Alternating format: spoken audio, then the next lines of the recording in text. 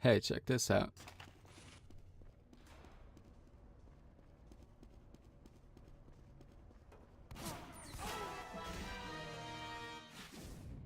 It's pretty cool, right? Hello, my name is Potential, and you know what? I'm just gonna come out and say it. I love TF2. Despite being almost old enough to drive now, it still plays great. And the style behind it means it all still looks great, too. And even though it's been a dry spell since the last big official content update, the fact that people are still interested in making this game better is inspiring, official or not. Which is why I wanted to talk about this.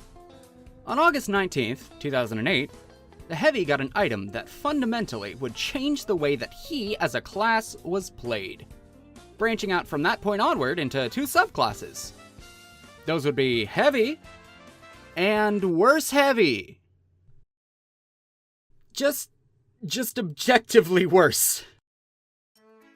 See, every class in the game has some kind of inherent core tool that helps them survive a fight. Scout's mobility, for example, means that he's hard to hit. Even though a light breeze could knock him over, that breeze has to actually land a shot first.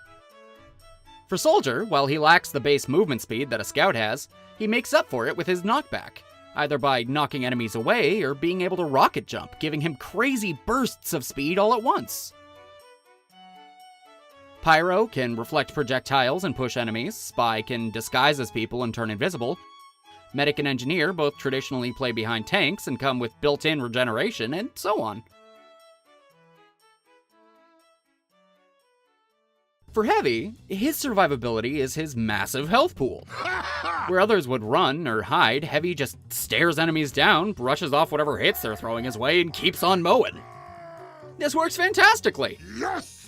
Assuming you're fighting a single person at about mid-range, they don't surprise you, you have your minigun already revved, they don't have any lingering damage over time effects, and you're not fighting one of the two classes that can just instantly kill you!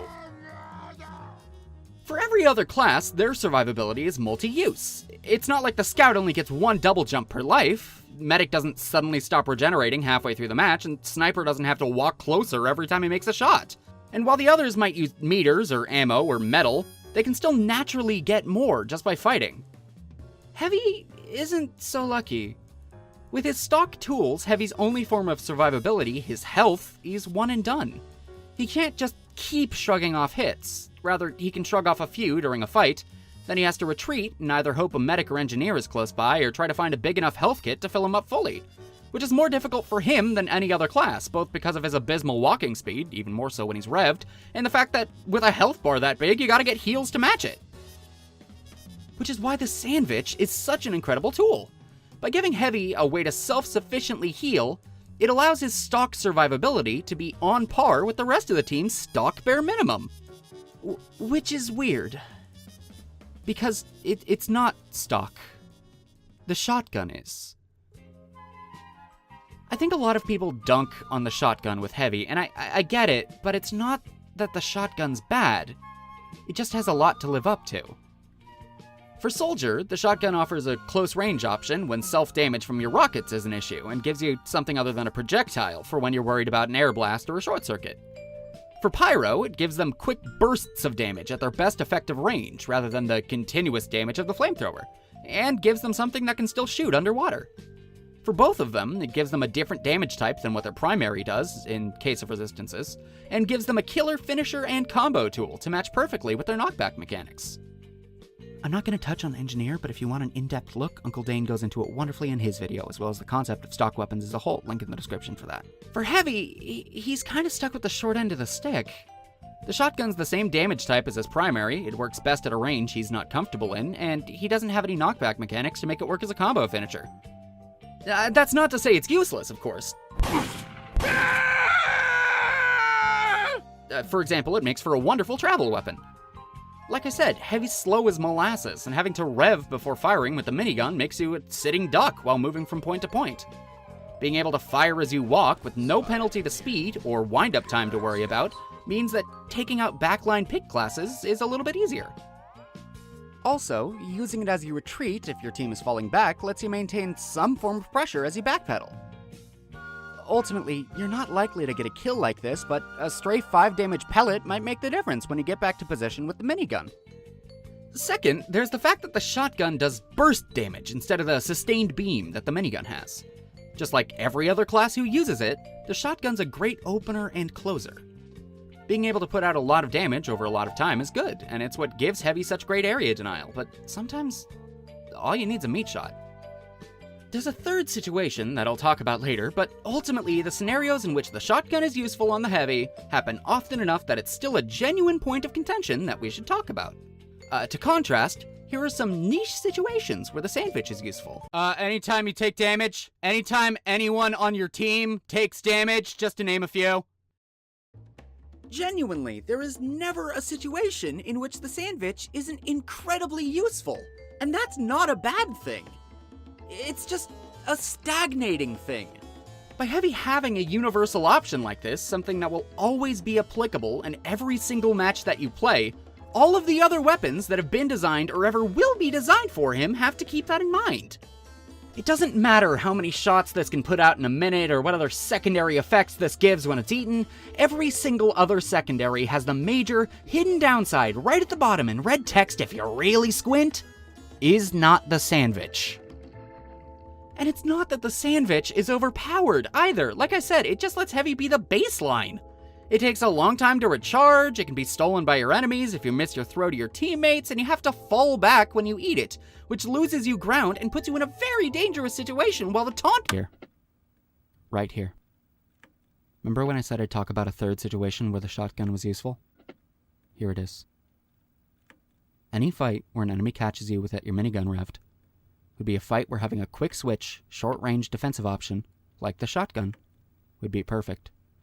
The most common situation where a Heavy gets into these kinds of fights is when he's fallen back to eat a lunchbox item. You see the issue?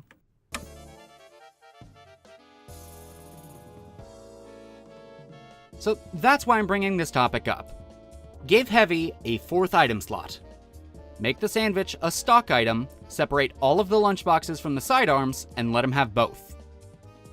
Right off the bat, new players get a tool that makes them a better teammate, and Heavy as a whole becomes more reliable, both for supporting his team and himself. And, like the rest of his team, his stock loadout now lets him use his survival options more than once. And beyond just stock, it opens up so many options for the big guy with his unlocks. Any sidearm designed for him doesn't have to contend with the bare minimum to make him playable. They're still not great on him by any means, but they shouldn't be. They don't call him the medium-weight shotgun guy, you know? But they could. See, this would go beyond just opening the bottleneck that designing around the Sandvich was for Heavy's weapons. This could also breathe some life into his already existing ones. The Buffalo Steak, for example, has always been a kind of mediocre subclass enabler, but what if it only locked you out of your minigun and not your sidearm? Maybe Fat Scout would finally have a chance in the sunlight. Plus, the mini-crits that the Steak gives would supplement the lowered base damage of the family business perfectly. And seriously, the future design space is made way larger by the prospect of Heavy always having a supportive option and a defensive one, even outside of just designing for those two slots specifically. I don't want to go too in-depth with this, but for example, Heavy always has two forms of attack now. What about switching Sasha out for stats, something like movement or resistances? What about passive regeneration, like on the medic? What about a double jump? What about a shotgun that directly plays with how much of your lunchbox bar is spent, like damage dealt as lunchbox recharged, or the lower the bar, the faster the switch speed, or what about a lunchbox that's purely offensive, like a grenade or something? Could Heavy explosive jump with it? Ooh, maybe that's what eating it would do. What about a health minigun? That portable dispenser thing is always a hot idea, and there's a ton that you could do with it. Give him a long-range health beam, or maybe just a big AoE heal, and listen, I could keep going, but this video's already getting long, and I have deadlines. This isn't a hypothetical weapon video. I might make one of those in the future, but that's not why I'm here right now. Just the implications alone that come with a change like this get my design brain firing on all cylinders, you know? And granted, there's a little bit of housekeeping we gotta do before any of this, in regards to how TF2's never really made anything core before, but I don't think it should be that big an issue. First thing, we change the Heavy Milestone 1 unlock to be the Dalokos, simple as that. Second thing, we change any already existing Heavy Milestone 1 Sandviches to be special in some way. Maybe just giving them the vintage tag, or even making them into a cosmetic or something, like a little moldy Sandvich badge, so that it's old. Third, and this is a weird one, is dealing with the rest of the unique Sandviches. My thought, rather than just mass deleting them, would be repurposing the crafting system. since we'd also have to do something with the recipes that use the Sandvich anyway. Whenever you craft something using a Sandvich, there'd be a chance to get a special item, maybe the Sandvich badge mentioned before, or maybe even a new Sandvich reskin similar to the Robo Sandvich. Whatever it ends up being, it should be optional but easy to do. Nobody likes to wake up and find that their special collection of 800 digital bologna sandwiches went missing. Ultimately, this is a bit of a big change, but only logistically. Heavy isn't getting any numbers tweaked, the weapons are still just the same as they were before, we're just letting them play alongside each other rather than against each other. I realize that I keep saying this, but I can't overstate it enough. The Sandvich is core for the way that the Heavy is designed. It's a powerful tool, but for what it's covering, it ought to be. And by making Heavy have to give something up for it, it hurts him not only as a character, but as a canvas. One of the things that I love about TF2 is that after almost 16 years, the classes and unlocks are diverse enough that people are still finding new things to do with them. No other game that has tried to imitate or usurp it have ever come close to scratching the surface of depth and creativity that TF2 has. And Heavy doesn't have that. Not to the degree that the other 9 do, at least. He's the face of the game, but the least diverse in gameplay. And I want more for him. I don't know if this would be good. I don't know if this alone would suddenly solve the issues so many people have with Heavy, but I think it'd be interesting. I think it would allow people to finally explore this aspect of him that's always been overshadowed by the bare minimum. I think it'd be fun. The Heavy deserves a 4th slot. My name is Potential. Thank you for your time. Have a good rest of your day, okay?